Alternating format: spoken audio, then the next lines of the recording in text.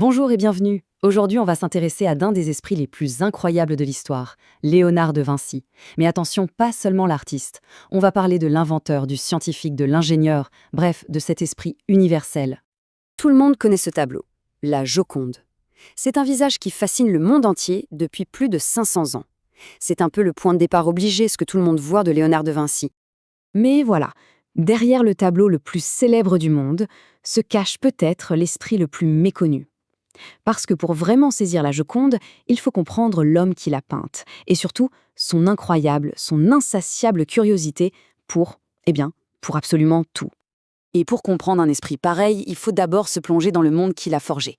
Notre histoire commence donc là, dans la Florence du XVe siècle, une ville en pleine ébullition.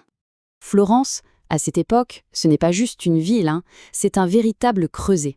Un carrefour où l'art, le commerce des puissants banquiers comme les Médicis et les innovations techniques se croisent, se mélangent.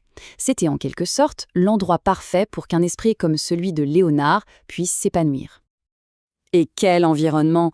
Imaginez un peu, la chute de Constantinople qui inonde l'Italie de savoirs antiques qu'on avait oubliés, le rang de Médicis qui arrive au pouvoir et hop, le mécénat pour les arts explose littéralement. C'était une période de grands bouleversements, de complots et bien sûr de découvertes qui repoussaient les limites du monde connu. C'est dans tout ce tumulte que Léonard a grandi. C'est dans ce contexte bien particulier que Léonard va développer une approche complètement nouvelle. Pour lui, peindre, ce n'était pas qu'une affaire de talent, c'était une science. Et ça, c'est vraiment le point essentiel. Sa philosophie était assez simple au fond. Pour peindre la réalité, il fallait d'abord la comprendre, la disséquer. L'anatomie pour les corps, l'optique pour la lumière, la botanique pour les paysages. Chaque coup de pinceau était le résultat de longues heures d'observation scientifique. Le sfumato, par exemple, c'est l'illustration parfaite de ça. Ce n'est pas juste un effet de style un peu brumeux. Non, c'est le résultat direct de ces études sur l'optique, sur la manière dont notre œil perçoit les choses au loin, avec des contours qui s'adoucissent, qui se fondent dans l'air. En fait, il peignait ce que l'œil voit réellement. Et l'impact de cette approche, c'était une vraie révolution.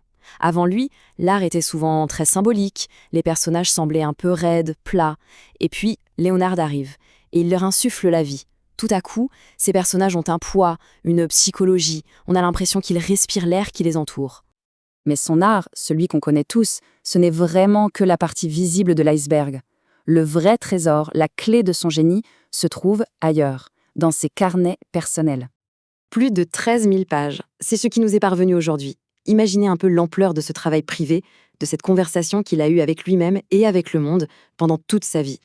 Et à l'intérieur de ces carnets, c'est un univers tout entier. On y trouve des plans de machines volantes, des études anatomiques d'une précision chirurgicale, des croquis d'armes de guerre, des dessins de plantes, des notes sur le mouvement de l'eau. La portée de sa curiosité donne le vertige. On a l'impression que rien ne pouvait échapper à son regard. Cette citation, c'est la clé pour tout comprendre. Le peintre a deux buts, l'homme et l'intention de son âme. C'est pour ça qu'il étudiait tout, pour comprendre l'homme dans sa totalité, de la mécanique de ses muscles jusqu'aux passions qui l'animent. Ces carnets, c'était son laboratoire, pour tenter de capturer l'âme humaine. Oui, ces carnets sont la preuve d'un regard obsessionnel, d'un besoin irrépressible de comprendre comment chaque chose fonctionne.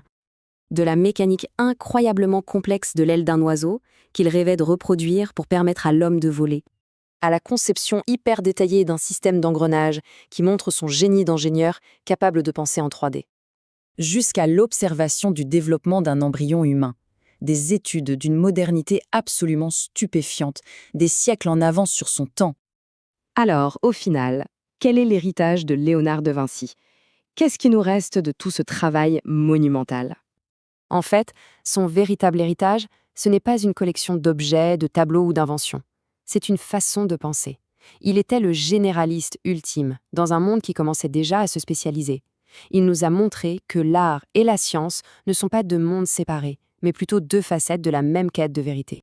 Sa méthode, on pourrait la résumer en 3 temps. D'abord, une observation acharnée, implacable du monde. Ensuite, un questionnement permanent, ne jamais rien prendre pour acquis. Et enfin, et c'est peut-être là que réside son vrai génie, sa capacité à tout connecter, à voir les liens invisibles entre un tourbillon dans l'eau et une boucle de cheveux, entre l'aile d'une chauve-souris et une machine volante. Et tout ça, ça nous amène à une dernière question, très actuelle. À notre époque d'hyperspécialisation, quelle est la valeur d'un esprit universel? Quelle place reste-t-il pour cette curiosité sans limite? C'est peut-être ça, finalement, la leçon la plus importante de Léonard de Vinci. Merci beaucoup.